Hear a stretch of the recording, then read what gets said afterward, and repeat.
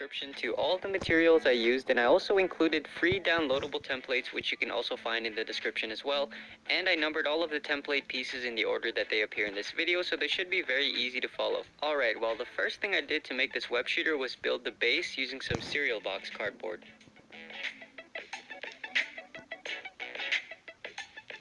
Once all these pieces were cut out, I stacked them on top of each other and made sure to use a lot of super glue in between each sheet to really cement all these layers together and make it super rigid and durable.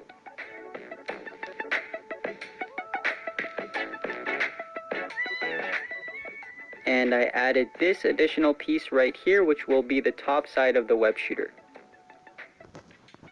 To make it even more durable, I thought it would be a good idea to add super glue along the side of all those layers and then sand it smooth. And that is how you make a very strong base for this web shooter.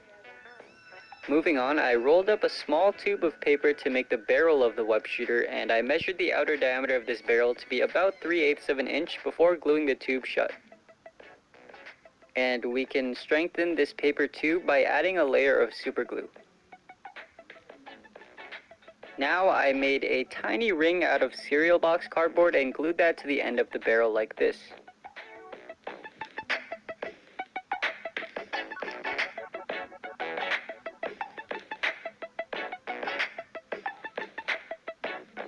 Once that dried, I glued that barrel onto the web shooter right here. And here is what it looked like after I gave it a coat of black spray paint. Next, we're going to make a simple locking mechanism out of some popsicle sticks. Now, one of my most frequently asked questions is, how do you cut the popsicle sticks?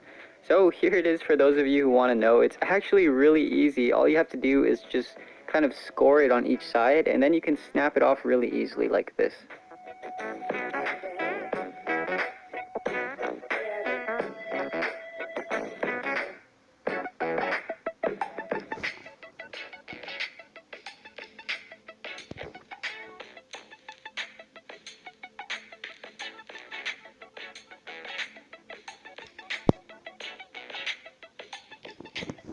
Now I'm going to attach these two pieces together using duct tape and super glue, and that gap in between the two pieces is going to allow this piece to flex in half, which is what's going to cause the web shooter to shoot when we flex our wrist.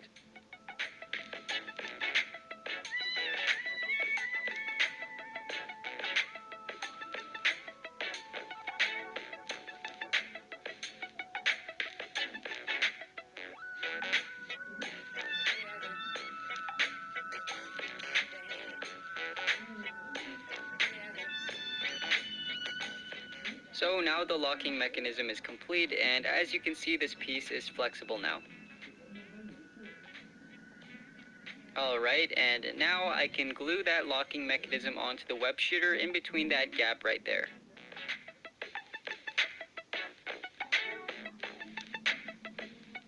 So we can set that aside for now and make the bullet of the web shooter, which is of course that thing that's going to shoot out of the web shooter and drag all of that string behind it to make it look like we're shooting web. And here we're going to modify a sewing needle and turn it into a hook so that we can hook our string onto the bullet. So for that I'm just going to use a wire cutter and start by cutting the end off at an angle like this. Then we can cut off the rest of the needle because we don't need that part. All we need is this tiny little piece right here. Basically what we want to do here is glue the long side onto the back of the bullet, but before we can do that, let's just make a hole with a thumbtack right there. And now that the hole is in place, I can easily insert that sewing needle onto the back of the bullet, and what this will do is create a tiny little hook that we can loop the web string onto. Now, of course, I left a link in the description to this 0.6 by 6 by 50 millimeter spring here, but you can use a pen spring as an alternative. You just won't get very good range. The reason I didn't use pen springs on this web shooter like I did for some of my other web shooters is because in order to keep this web shooter as small and compact as possible, ideally you want a spring that is stronger. That way the length of it when it's fully compressed is as short as possible, as opposed to using like 3 pen springs and ending up needing to make a longer, bigger web shooter to accommodate. Alright, well, where were we? So now I made some Velcro straps for the web shooter to make it wearable, and I used fishing line for this to make the strap as low-key as possible and stay true to that movie-accurate look where the web shooter is basically strapless. Now, I got a little bit ahead of myself here because I should have done this step earlier, but nonetheless, what I did next was add a rubber band to the bottom of the locking mechanism, and that extra bit of tension there is going to help the bullet lock in better.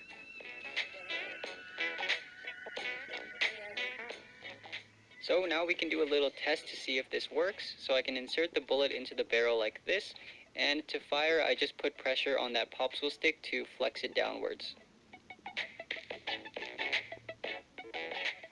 Next, I'm going to make a simple web cartridge, which is basically a tiny little box that's going to store all of the web string before it gets shot out. And that piece belongs right there. But we need to make this piece detachable so that we can actually refill it with string. So to make it detachable, I'm going to use some 5x1mm neodymium magnets. Now these magnets are kind of optional because I can think of a lot of different ways you can make this detachable. It doesn't necessarily need to be neodymium magnets, although they are pretty convenient. But you can use Velcro or even just make it held in by friction. It's really up to you, but this is just the way I did it. Now to complete the look of this web shooter, I'll add the silver stripes and highlights.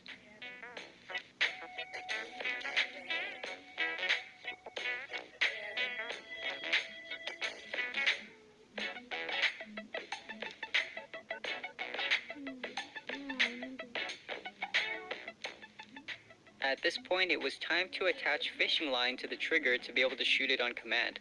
So basically how this will work is this loop is going to wrap around my finger, and whenever I want to shoot it, I can just tug on that line there and that will release the bullet. For the web string, I decided to use some dental floss, and on the end of that string, I added a small loop using some sewing thread. Now, if you want, you can just loop the end of the dental floss on itself, but the sewing thread is thinner, which will make it easier to reload. To make the reloading process faster, you can make a simple reloading stick that looks like this, and that will allow you to wrap the string around it and then slide all of that string down into the web cartridge.